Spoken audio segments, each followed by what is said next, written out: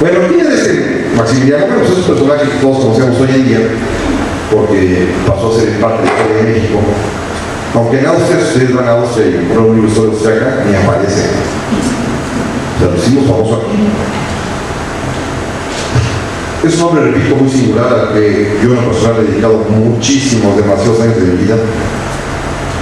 Y podría decirles que es bien apasionante. Es un hombre que aún después de muerto sigue vivo porque sigue escribiendo sobre él. Hasta yo caigo en la tentación, no estoy. Porque la verdad es un personaje absolutamente biografiado. O sea, hay gente que es la plana, que ¿qué cuentas de ellos, no? No, hay que contar un montón de cosas porque era maravillosamente rico en biografía, aunque carente de valores, ¿no? Ahorita veremos. Cuando le invitan a gobernar a México está muy aburrido. El pobre ya había fracasado en varios empresas de su vida. Había sido nombrado por su hermano el emperador Francisco José y rey en Italia, había fracasado. Había sido nombrado por la flota austriaca y había fracasado. En fin, lo tenían en su casa en el castillo de Miramar, todo preocupado y angustiado, endeudado además, porque otro común denominador es que también es pobre, y también tuvo que salir de pobre. Y es un hombre, pues está ahí un poquito abandonado de la vida, muy conformista,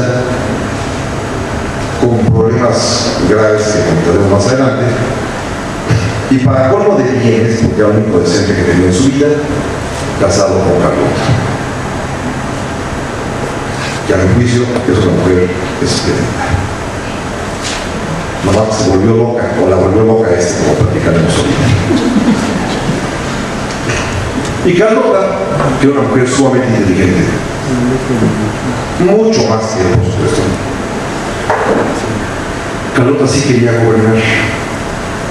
Él no le interesaba mucho. A él le gustaba cazar mariposas cuando iba bien en la noche, bateaba de ambos lados. Pero ella no había tenido una clara idea política de qué hacer y cuál era el destino de un monarca. Ella, repito, es una mujer a mi juicio superior. Lo fue mientras tuvo cordura. Después se convirtió en un vegetal. Pero se fijan en él por varias razones. Primero, los mexicanos, lo único que le pusieron como condición a Napoleón, sí, será que usted diga, majestad, pero por favor, que sea católico. Bueno, pues el señor era formalmente católico, era más hereje y masón que otra cosa, pero bueno, aparentaba ser un buen católico, lo cual ya eso tranquilizaba las buenas conciencias mexicanas. Segundo, naturalmente, que fuera el casa real, lo cual evidentemente la antigüedad y el linaje de los Habsburgo cumplía con creces ese requisito. Y tercero, los conservadores tenían la idea de que fuese un emperador que viniese a devolver a México la paz que según ellos había sido arrebatada por el gobierno liberal. Específicamente querían un emperador que, dicho palabras muy llanas, devolviese los bienes de la iglesia. Era la petición que le hacen a Napoleón tal cual. Lo demás no les importaba quién fue el candidato. Y Napoleón fue quien decidió que Maximiliano sería el idóneo para México. Napoleón tenía bien claro, porque era un político magistral, eso sí, que en la casa de Austria, el segundo hermano del emperador, el segundo, Maximiliano, estorbaba en su casa. Siempre hay un hermano incómodo en las casas, donde está el caso. Era el hermano incómodo de Francisco José. Primero porque era medio romántico, Francisco José era muy seco. Segundo porque quería pedalear a Sisi. En fin, Sisi se entendía muy bien con él y en fin, cosas así. Y eso no le gustó para nada a Francisco José, porque Sisi era muy loca, en el sentido de que muy ligera, muy trabajada. Sisi es genial, es una mujer que estaba tan cansada de su marido que no lo soportaba, que le consiguió un amante al marido para que la dejara en paz. Eso es muy bueno, es un detalle excepcional. Habla de la generosidad de la esposa. Pero además también estaba Carlota, y Napoleón conocía bien a Carlota de la familia real belga. se ve que una mujer que estaba verdaderamente preparada para gobernar. Y para colmo de bienes, Austria era una nación herida por Francia, vencida por los franceses en la pasada guerra por la libertad, por la independencia de Italia, y que en las batallas de Majete y Solferino los franceses habían hecho pomar el orgullo militar austriaco. Y de alguna manera en el equilibrio europeo a Napoleón le convenía recompensar de alguna manera a los austriacos, quedar bien con ellos, y qué mejor manera que ofrecerles el trono de un país nuevo a uno de sus archiduques. Y esto pues va a orillar a que sea Maximiliano el elegido, que dice, ni cuenta había dado hasta que le llegaron con el chisme de una manera muy simpática.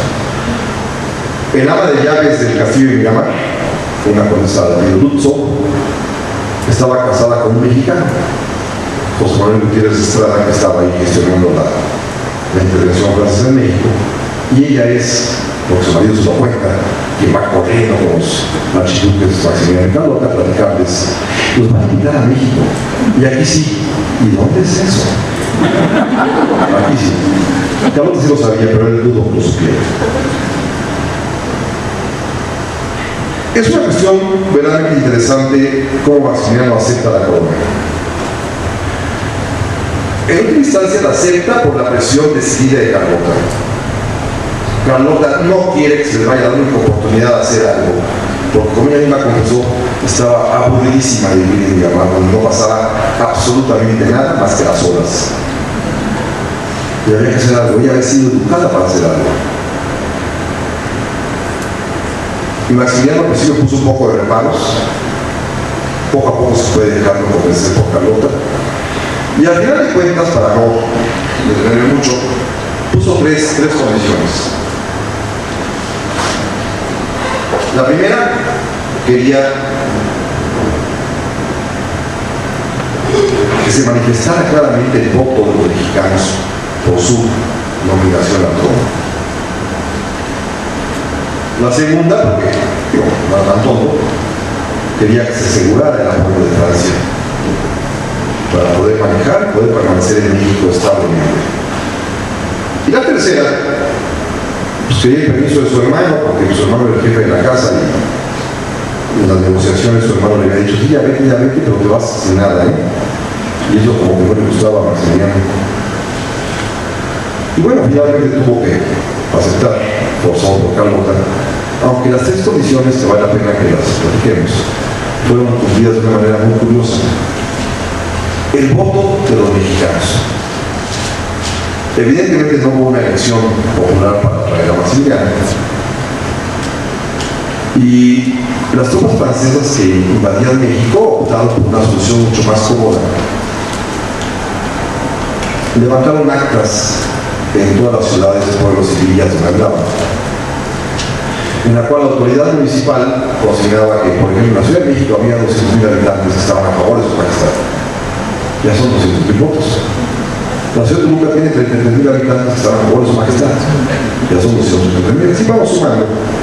Y llegaron casi a 6 millones de votos. Y Maximiliano dijo, son 8 millones de habitantes, me eligen casi 6, pues la mayoría. Y se la creyó. Y fue maravilloso porque él estaba pensando de veras, que así lo dijo, que el voto mayoritariamente popular lo había llamado. Y lo creyó.